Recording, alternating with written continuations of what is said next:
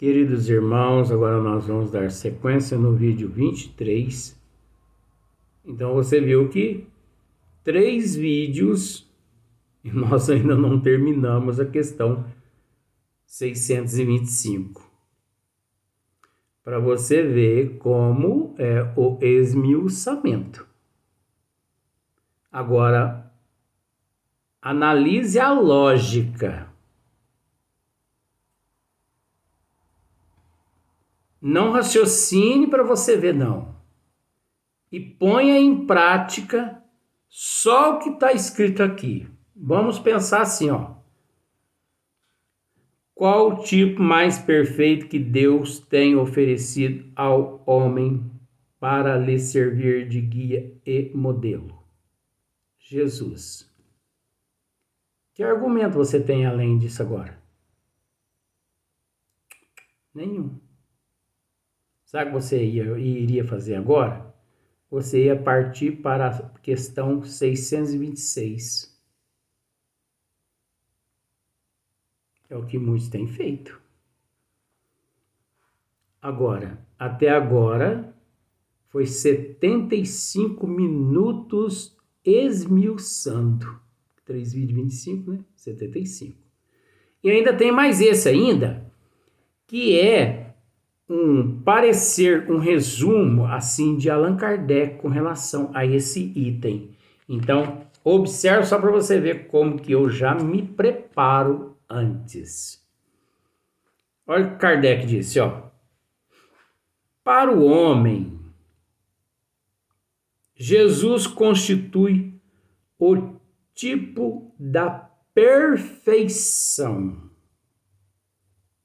moral a que a humanidade pode aspirar na Terra. Sentido tríplice aqui, viu? Olha só. Para o homem, Jesus constitui o tipo da perfeição moral a que a humanidade pode aspirar na Terra. O que seria o tipo da perfeição moral? Que definição se pode dar da moral? A moral é a regra de bem proceder. 629 a questão. Voltando. Sentido triplo, eu disse. Para o homem, Jesus constitui o tipo da perfeição moral a que a humanidade pode aspirar na Terra. Deus nos oferece como o mais perfeito modelo e a doutrina que ensinou é a expressão mais pura da lei do Senhor, porque sendo ele o mais puro de quantos têm aparecido na terra, o Espírito Divino o animava. Preste atenção numa coisa. Preste atenção numa coisa. Esse comentário de Allan Kardec é um comentário com sentido duplo. Vejamos. Esse comentário de Allan Kardec, ele não combina com a pergunta que Kardec fez e com a resposta que os bons espíritos deram. Só que Kardec, conhecendo o esmiuçamento, então Kardec, de acordo com o esmiuçamento que eu fiz aqui agora, porque Kardec conhecia esse esmiuçamento que eu fiz aqui agora, porque a pergunta está de uma forma, a resposta está de outra, e o comentário de Kardec está de outra forma. Porque esse comentário de Allan Kardec aqui, ele não combina com a pergunta e nem com a resposta. Nem com a pergunta que ele fez e nem com a resposta que os espíritos deram. Por quê? Porque esse comentário de Kardec, ele contém tudo que eu esmiucei. O que na pergunta e na resposta foi uma pergunta e uma resposta neutra. Por mais que a pergunta é contida de sentido duplo, mas a resposta, o comentário de Allan Kardec é de sentido triplo. Veja bem, para o homem. Só que o homem é o homem que segue Deus. É o homem que segue os desígnios do Criador.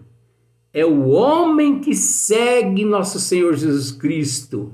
É aquele homem que entendeu que Jesus disse: eu sou o caminho, da verdade e da vida. E ninguém vai ao Pai se não for através de mim. É o que Kardec está querendo dizer aqui. Agora, se você analisar que na pergunta de Kardec ele não deixa isso transparecer, e os bons espíritos também não. Porque de acordo com o esclarecimento que eu fiz a respeito do oferecido ao homem, do guia e do modelo, tem uma diferença muito grande, gente. Para o homem, ponto final. Para o homem, ponto final. Quer dizer, o homem pleno, o homem conhecedor dos desígnios de Deus trazidos por nosso Senhor Jesus Cristo. Por isso está no ponto final. Para o homem, ponto.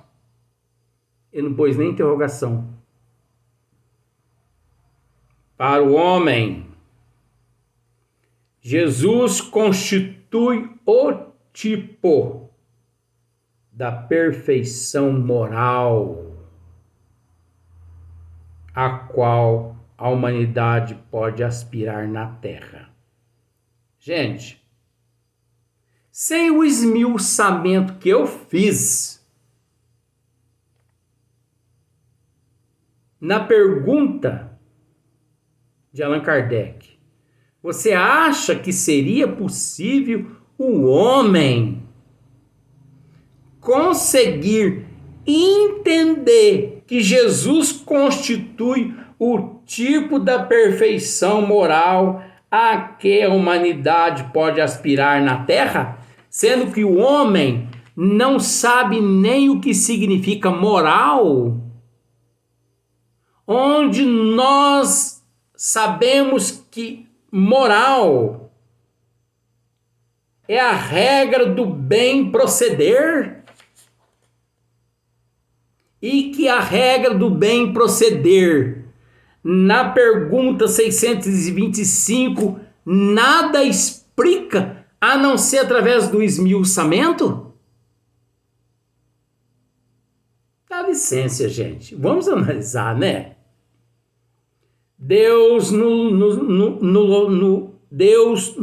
oferece como o mais perfeito modelo, né? Como mais perfeito modelo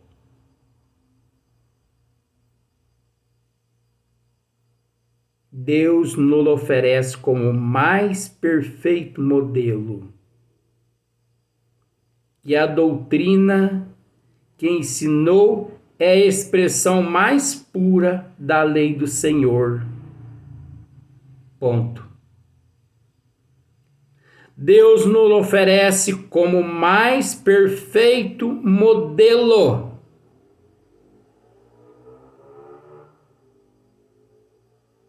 Olha só para você ver. Aqui, essa pergunta, aqui tem um sentido. Modelo. Por que tem um sentido?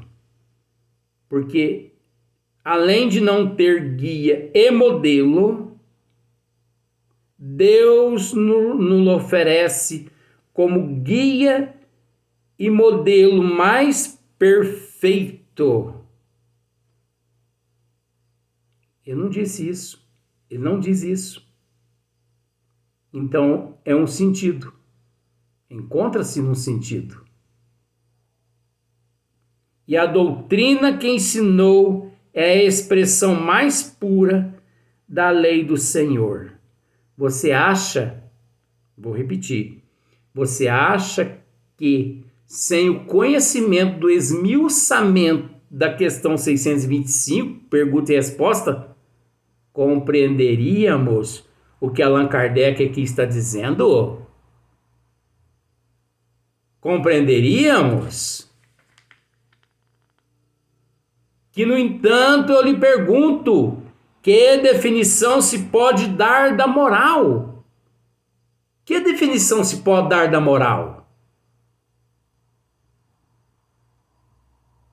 A moral é a regra de bem proceder.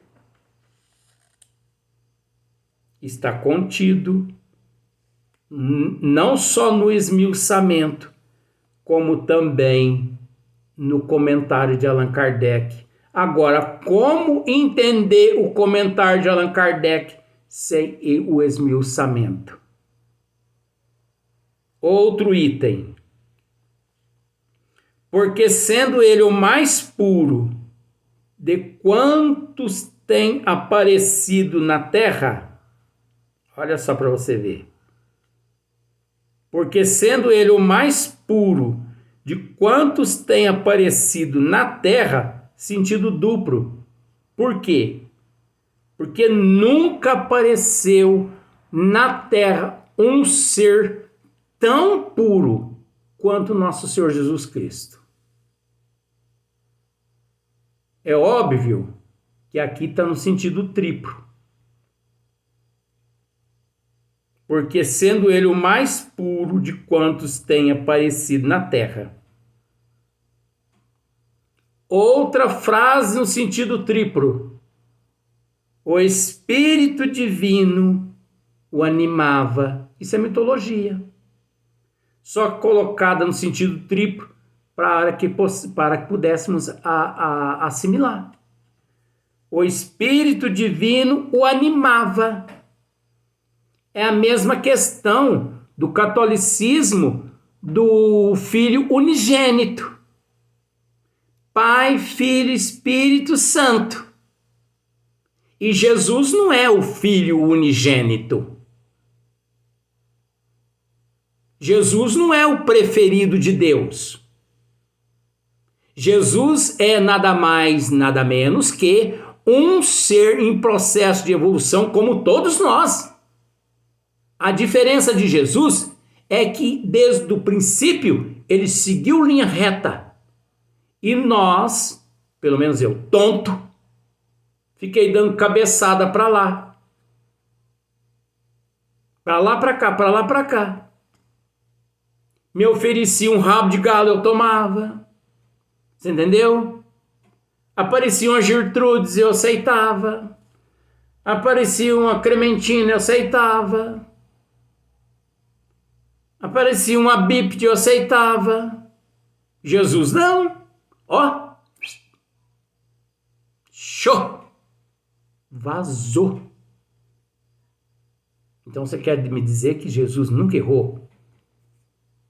Segundo Emmanuel, nunca cometeu um erro. Não imaginei um pensamentinho, segundo Emmanuel, não. Nem um pequenininho, segundo Emmanuel, não. Agora vai se lascar, como se diz, vai se entender com Emmanuel. Porque eu estou repetindo o que ele disse. Entendeu? Então, o Espírito Divino animava. Primeiramente, Jesus não é Espírito.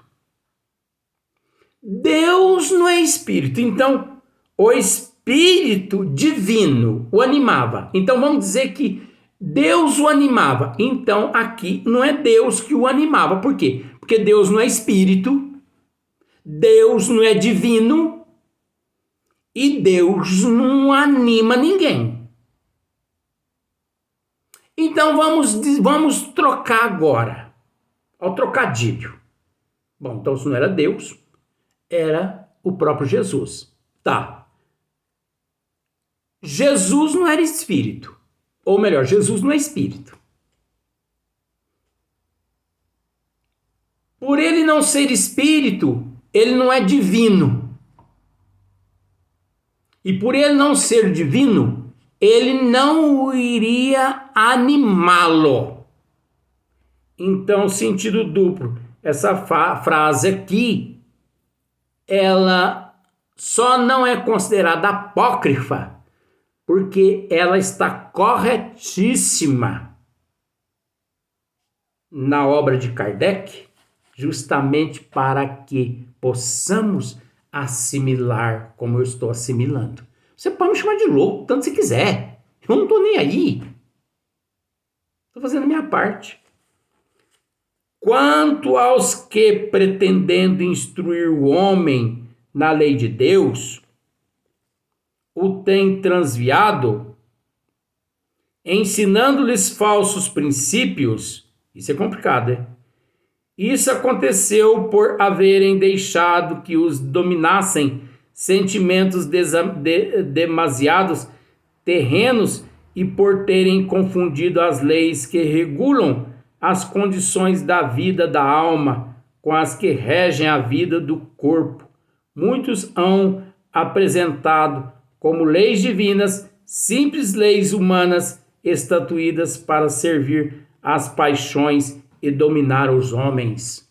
Meu Jesus amado, isso complica tudo.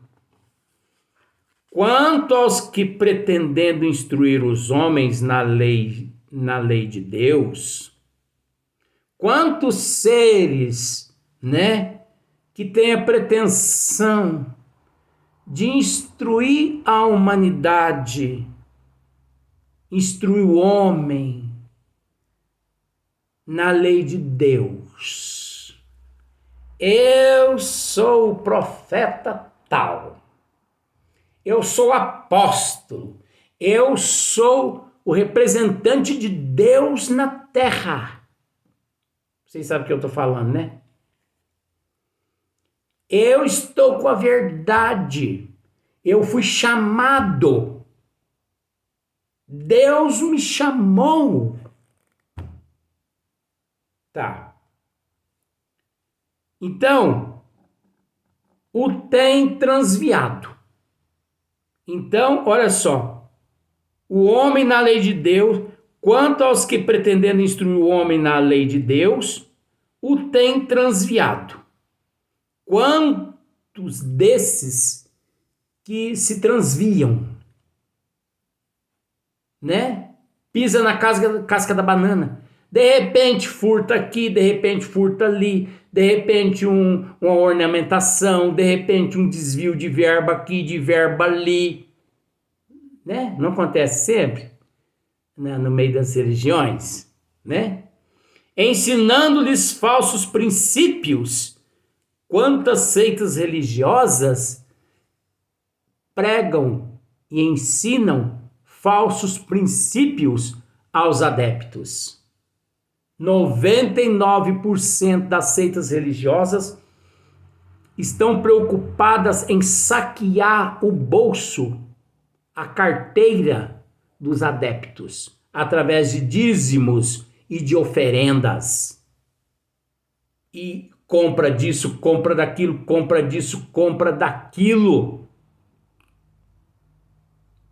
E com isso, instrui os adeptos apenas a se preocuparem com a parte física, esquecendo a parte espiritual.